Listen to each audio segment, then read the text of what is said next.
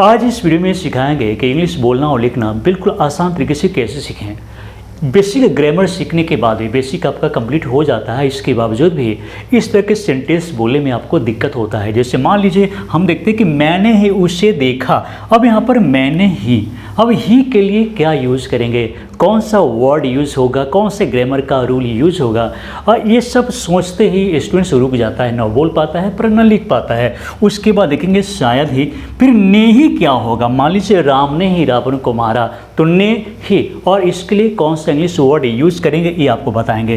फिर उसी समय, अब तक, अभी भी, और ये सब आप जानते हैं कि इंग्लिश बोलने में फिर लिखने में इन सब चीज़ों का अधिक यूज होता है। अगर आपसे 2-4-10 लाइन लिखने के लिए कहा जाए और मान लीजिए आप इनिशियल स्टेज में हैं, अभी आप सीख ही रहे हैं, तो फिर डर लगेगा। आप सोचेंगे कहीं गलत ना हो जाए, कुछ ऐसे वर्ड आ जाएंगे, कुछ ऐसे ग्रामेटिकल रूल्स आ जाएंगे कि आप डर जाएंगे। तो ज़रूरी है कि आप इन सब चीज़ों को सीखिए। जैसे आप देखेंगे तो अब तक, या फिर यहाँ पर देखेंगे कम से कम, अधिक से अधिक का क्या होगा। मान लीजिए हम आपको बोलते हैं कि मुझे कम से कम 2 रुपये चाहिए, मुझे कम से कम 100 रुपये चाहिए, तो आप क्या करेंगे, किस वर्ड का यूज़ करेंगे। या फिर नहीं तो ऐसा न हो कि, या फिर पहले ही इन सब चीज़ों को सही से सीखते हैं, प्रैक्टिस करते हैं, क्योंकि कहा जाता है प्रैक्टिस मेक्स मैन परफेक्ट। तो प्रैक्टिस ही समाधान है, चाहे जो भी चीज़ सीखना है प्रैक्टिस तो करना पड़ेगा। तो इस वीडियो के अंत में हम आपसे क्वेश्चन भी करेंगे, तो आपने कितना सीखा वो भी मुझे पता चल जाएगा। तो चलिए शुरू करते हैं। तो चलिए सबसे पहले देख लेते हैं कि वह शायद ही कभी चिढ़ता है। किसी के बारे में बात कर रहे हैं कि वह शायद ही कभी चिढ़ता है, इसका मतलब क्या हुआ। दुर्लभ ही एक ऐसा समय आता है जब वो चिढ़ जाता है, नाराज़ हो जाता है, तो हम क्या करेंगे इसके लिए। तो हम पहले देखते हैं कि टेंस को तो समझना जरूरी है कि चिढ़ता है। यहाँ पर देखेंगे कि सिंपल प्रेजेंट का सेंटेंस है, तो हम क्या कर सकते हैं। चलिए हम लिखते हैं ही, और रेयरली का यूज करेंगे। रेयरली का मतलब क्या होगा, कभी कभी, यानी कि रेयर का मतलब दुर्लभ ही है कि वो इस काम को करता है, चिढ़ जाता है। तो ही रेयरली, और सिंपल प्रेजेंट का सेंटेंस है, तो हम क्या करेंगे, ही रेयरली, और हम लिखेंगे गेट्स, गेट नहीं करेंगे, तो ही रेयरली गेट्स। और इरिटेटेड, इरिटेटेड का यूज़ करेंगे, तो हाँ इसका मीनिंग क्या हो गया, वह शायद ही कभी चिढ़ता है, नाराज हो जाता है, गुस्सा आ जाता है। कभी कभी सेंटेंस को देखेंगे तो डर लग जाता है कि भाई इतना हार्ड कैसे होगा। जैसे मुझे तो पहले से ही सब पता है, मुझे तो पहले से ही सब पता है। लगता है कि आखिर कैसे बनेगा, इसे इंग्लिश में कैसे बोलेंगे, इसे इंग्लिश में कैसे लिखेंगे।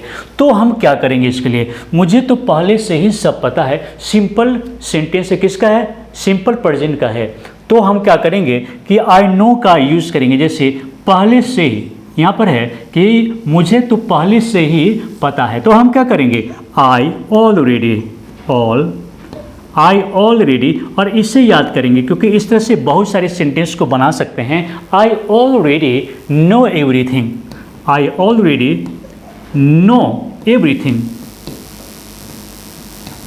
और बस ये आसान तरीके से बन गया। अगर आपको बोलना है कि मुझे तो पहले से ही सब पता है, तो आई ऑलरेडी नो एवरीथिंग। लेकिन अगर आप कहना चाहते हैं कि मैं पहले से ही सब जानता हूँ, तो आई ऑलरेडी नो एवरीथिंग, मुझे तो पहले से ही सब पता है, मैं तो पहले से ही सब जानता हूँ। इस सेंटेंस को देख लीजिए, जैसे राम ने ही रावण को मारा, राम ने ही रावण को मारा, तुमने ही, मैंने ही, उसने ही। तो हम क्या करेंगे, बिल्कुल सिंपल है, डरना नहीं है। अगर हम इसे देख लेंगे राम ने ही, तो आखिर ने ही आने के बाद हम डर जाते हैं। शुरू में जब इनिशियल स्टेज में होते हैं, शुरुआती दौर में इंग्लिश सीख रहे होते हैं, तो डर जाते हैं कि ने ही का क्या होगा। चले इसके लिए हम क्या करेंगे, सब्जेक्ट पर जोर दिया जा रहा है, तो हम सिर्फ ओनली का प्रयोग करेंगे। ओनली राम, ओनली राम, और क्या करेंगे, killed Ravan. Only Ram killed Ravan का मतलब है कि राम ने ही रावण को मारा, यानी कि केवल राम ने ही रावण को मारा। तो हम क्या करेंगे, ओनली का प्रयोग करेंगे। कितना आसान है, डरने की बात नहीं है, सेंस लगाना है कि आखिर इसका रियल मीनिंग क्या है, और उसके जरिए हम बहुत आसान तरीके से इंग्लिश में बोल सकते हैं, लिख सकते हैं। उसी तरीके से एक और सेंटेंस को देख लेते हैं कि मैंने ही उसे देखा, तो हम क्या करेंगे, हम लिखेंगे ओनली आई, ओनली आई। और इसके बाद क्या है, सॉ हिम, सिंपल पास्ट का सेंटेंस है, तो ओनली आई सॉ हिम, मैंने ही उसे देखा। इस सेंटेंस को देखिए, बिल्कुल अलग है। जैसे जल्दी करो नहीं तो मौका हाथ से निकल जाएगा। और आप ऐसा बोलते हैं कि नहीं, हम लोग ऐसा हिंदी में यूज़ करते हैं कि नहीं, रीजनल लैंग्वेज में यूज़ करते हैं कि नहीं। जैसे जल्दी करो नहीं तो मौका हाथ से निकल जाएगा। तो जल्दी करो जब भी आपको कहना हो तो आप बोलिए हरी अप, हरी अप, जल्दी करो। जल्दी करो तो हरी अप। जब भी बोलना हो, किसी भी काम के लिए बोलना हो कि जल्दी करो नहीं तो गाड़ी निकल जाएगी, छूट जाएगी, कुछ ही बोलना हो तो हरी अप बोलिए। अदरवाइज, नहीं तो हरी अप। अदरवाइज का मतलब अन्यथा, यानी नहीं तो के लिए अदरवाइज का यूज कर लीजिए तो hurry up. Otherwise you will miss the opportunity.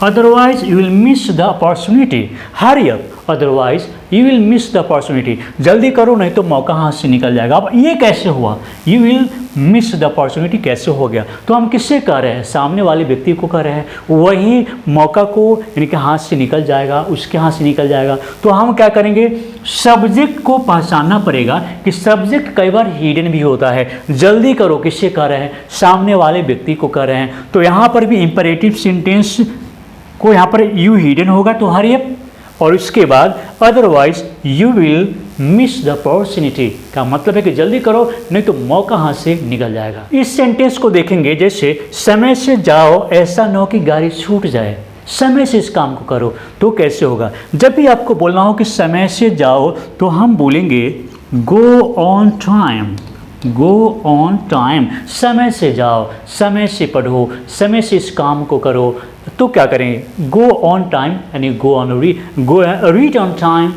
Seat on time, sleep on time, get up on time, ऐसे यूज़ करेंगे। तो यहाँ पर समय से जाओ के लिए गो ऑन टाइम, उसके बाद ऐसा ना हो कि गाड़ी छूट जाए। तो इस तरह का जब भी सेंटेंस हो तो हम लिस्ट का यूज़ करेंगे, याद कर लीजिए लिस्ट यू, और जब लिस्ट का यूज़ करेंगे तो शुड भी ज़रूर लगेगा। तो लिस्ट यू शुड, और उसके बाद हम लिखेंगे miss the train, miss the train का मतलब है go on time, list you should miss the train, जल्दी करो या फिर समय से जाओ, ऐसा न हो कि गाड़ी छूट जाए, ऐसा न हो कि गाड़ी छूट जाए, list you should miss the train का मतलब हम देखिए लिस्ट का यूज़ करेंगे, फिर सब्जेक्ट होगा, फिर शुड होगा, फिर वर्ब वन का यूज़ करेंगे, फिर ऑब्जेक्ट का यूज़ करेंगे।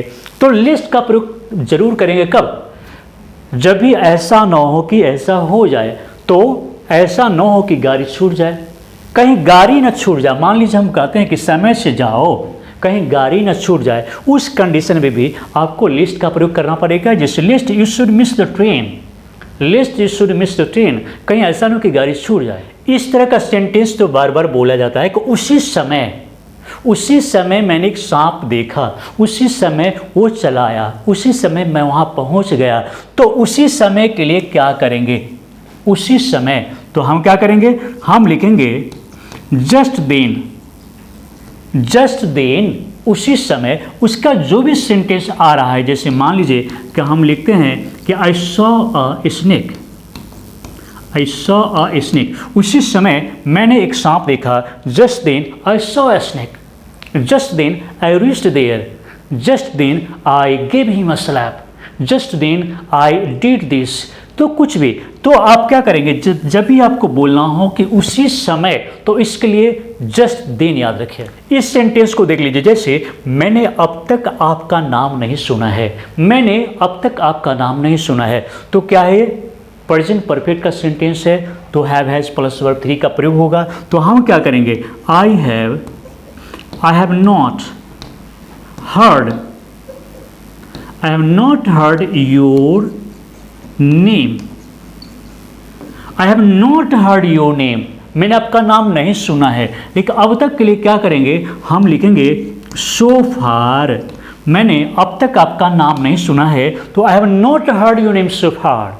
मैंने अब तक आपका नाम नहीं सुना है, या फिर हम लिखेंगे बाय नाउ का भी यूज़ कर सकते हैं कि आई have not heard your name by now, मैंने आपका नाम अब तक नहीं सुना है, वो अब तक नहीं आया है, वो अब तक ग्रेजुएशन कंप्लीट नहीं किया है। जब भी बोलना हो तो अब तक के लिए सो फार, फिर बाय नाउ भी बोल सकते हैं। अगर आपको बोलना हो कि वह अभी भी बेरोजगार है, वह अभी भी बीमार है, वो अभी भी चिंतित है, तो अभी भी के लिए क्या करेंगे? तो चलिए हम लिखते हैं ही is still unemployed. He is still unemployed का मतलब है कि वो अभी भी बेरोजगार है। वह अभी भी बीमार है, वह अभी भी चिंतित है, वो अभी भी उदास है, वो अभी भी बैठा हुआ है। तो he is still, they are still, I am still, ऐसे बोल सकते हैं। एक सेंटेंस को कई प्रकार से बोला जा सकता है, लिखा जा सकता है। ये है विशेषता उन लोगों की जो बेसिक ग्रामर को जानते हैं, तो अलग अलग तरीके से किसी भी चीज़ को एक्सप्रेस कर सकते हैं। जैसे यहाँ पर हम देखते हैं कि उसे अब तक नौकरी नहीं मिली है, और इसे हम ये टू से कैसे बनाते हैं। जैसे देख लीजिए ही इज़, और ये बिल्कुल आसान है। मान लीजिए कि आपको टेंस नहीं आता है, आप नहीं जानते हैं, तो आप क्या करेंगे? He is yet to get a job का मतलब है कि उसे अब तक नौकरी नहीं मिली है। He is yet to get a job, उससे अब तक नौकरी नहीं मिली है का मतलब ये टू तभी प्रयोग करेंगे जब कोई काम नहीं हुआ अब तक, उस कंडीशन में। जैसे मान लीजिए the criminal is yet to be arrested, criminal की गिरफ्तारी अब तक नहीं हुई है। इस तरह से आप देखेंगे कि न्यूज़पेपर में भी येट टू का प्रयोग किया जाता है। इस सेंटेंस को देखेंगे जैसे मुझे कम से कम 100 रुपये चाहिए, मतलब किसी चीज़ की रिक्वायरमेंट है। शूट्स का यूज़ नहीं करेंगे, क्योंकि जब आप शुरुआती दौर में होते हैं तो जैसे चाहिए देखते हैं तो समझते हैं कि शूट होगा, लेकिन ऐसी बात नहीं है। यहाँ पर ज़रूरत का बोध हो रहा है, तो हम वांट या फिर नीड या रिक्वायर का यूज़ कर सकते हैं। जैसे मान लीजिए कि मुझे कम से कम 100 रुपये चाहिए। दिक्कत कहाँ पर है? दिक्कत कम से कम के लिए कि कम से कम का क्या होगा, लेकिन आगे देखते हैं। जैसे मान लीजिए हम आई वांट का प्रयोग कर सकते हैं, आई नीड का प्रयोग करेंगे, आई रिक्वायर का यूज़ कर सकते हैं। तो आई वांट क्या चाहिए? तो कम से कम, तो I want at least, LEAST। जब भी आपको यूज़ कर रहा हो कम से कम के लिए, तो आई वांट एट लीस्ट ₹100 का मतलब है कि मुझे कम से कम 100 रुपये चाहिए। तो I need at least ₹100, I require at least ₹100, ऐसे आप बोल सकते हैं। लेकिन उसी तरीके का एक सेंटेंस को देखते हैं, जैसे मैं तुम्हें अधिक से अधिक 50 रुपये दे सकता हूँ। कोई हमसे पूछा कि भाई मुझे कम से कम 100 रुपये दे दीजिए, आप मुझे 100 रुपये चाहिए, तो हम बोल रहे हैं कि मैं तुम्हें अधिक से अधिक 50 रुपये दे सकता हूँ। तो क्या होगा? तो चलिए हम उसी तरह से लिखेंगे आई कैन गिव यू, और अधिक से अधिक के लिए एट मोस्ट का यूज़ करेंगे। तो I can give you at most ₹50, और ये सिंपल है। तो जब भी आपको कम से कम के लिए बोलना हो तो एट लीस्ट का यूज़ करेंगे, अधिक से अधिक, ज़्यादा से ज़्यादा, और इसके लिए हम एट मोस्ट का यूज़ करेंगे। तो यहाँ पर क्या होगा? I can give you at most ₹50। चलिए, तो अगर आपको समझ में आ गया कि हम छोटी छोटी जो हार्ड वर्ड आता है उसका कैसे प्रयोग करेंगे, और जो भी से हम पढ़ाए हैं उसी से आपको एक क्वेश्चन करते हैं। जैसे मान लीजिए वो अभी भी मुझसे नाराज़ है, तो अभी भी के लिए आप क्या यूज़ करेंगे? अगर आपको दिक्कत लगे तो वीडियो को फिर से देख सकते हैं, क्योंकि रिपीटिशन से आप जल्दी सीखते हैं और उसी समय आपको याद हो जाता है, तो प्रैक्टिस करने में आसान हो जाता है। तो अभी भी मुझसे नाराज़ है, इसे आप इंग्लिश में कैसे लिखेंगे, कैसे बोलेंगे? कमेंट ज़रूर कीजिए। जब भी वीडियो देखिए तो हमारे पूछे गए सवाल का जवाब ज़रूर दीजिए, क्योंकि हम आपके एक एक कमेंट को पढ़ते हैं और आपका नाम याद हो जाता अपने आप। तो ज़रूरी है कि आप कमेंट निश्चित रूप से कीजिए। तो चलिए दोस्तों, इस वीडियो को देखने के लिए, लाइक करने के लिए, इस वीडियो को शेयर करने के लिए और इस चैनल को सब्सक्राइब करने के लिए आप सभी को बहुत बहुत धन्यवाद।